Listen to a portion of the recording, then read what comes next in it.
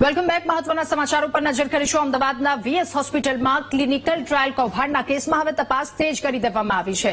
મુખ્ય આરોપી તત્કાલીન સુપ્રિન્ટેન્ડન્ટ ડોક્ટર મનીષ પટેલ કમિટીની સમક્ષ હાજર થયા.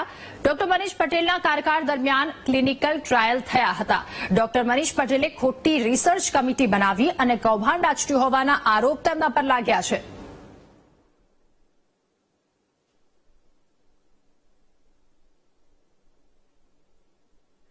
તો કમિટીની સમક્ષ તેઓ હાજર થયા.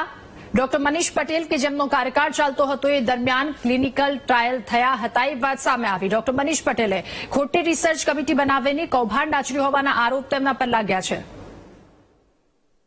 વીએસ હોસ્પિટલ ક્લિનિકલ ટ્રાયલ રિસર્ચમાં મુખ્ય એવા કૌભાંડી ડોક્ટર મનીષ પટેલ અત્યારે એનએચએલ મેડિકલ કોલેજ ખાતે પહોંચ્યા છે અને તેમનો જવાબ લખી રહ્યા છે. જે આરોપ થયા હતા કે તેમના કાર્યકાળ દરમિયાન આ સમગ્ર કૌભાંડ થયું, લગભગ 25 કરોડ જેટલી રકમ આ રિસર્ચ જે છે તેની અંદરથી કમાઈ હતી અને ડોક્ટર દેવાંગ રાણા કે જેમને સુપ્રિન્ટેન્ડન્ટ ઇન્વેસ્ટિગેટર બનાવ્યા આવ્યા હતા તે પણ અહીં હતા. અને અત્યારે હાલ જે પ્રકારે આ ડોક્ટર મનીષ પટેલ છે તેઓ આ એનએચએલ મેડિકલ કોલેજ ખાતે પહોંચ્યા છે અને તેમના દ્વારા અત્યારે જવાબ લખવામાં આવી રહ્યો છે.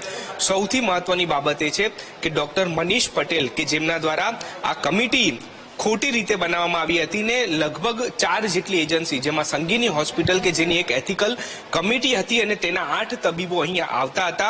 58 જેટલા ક્લિનિકલ રિસર્ચ કર્યા, પરંતુ અમદાવાદ મહાનગરપાલિકા કે ડીસીજીઆઈની મંજૂરી વગર જ આ કમિટી બની અને તેમના દ્વારા 58 જેટલા રિસર્ચ કરીને લગભગ 22 કરોડથી પણ વધારે જેટલા રૂપિયા પોતાના અકાઉન્ટમાં મેળવ્યા હતા. ત્યારે હવે જે તપાસ કમિટી અમદાવાદ મ્યુનિસિપલ કમિશનર દ્વારા રચવામાં આવી છે ત્યાં ડોક્ટર મનીષ પટેલ પોતાનો જવાબ લખવા પહોંચ્યા છે. કેમેરામેન દશરથ ઠાકોર સાથે દીપક સોલંકી, વીટીવી ન્યૂઝ, અમદાવાદ.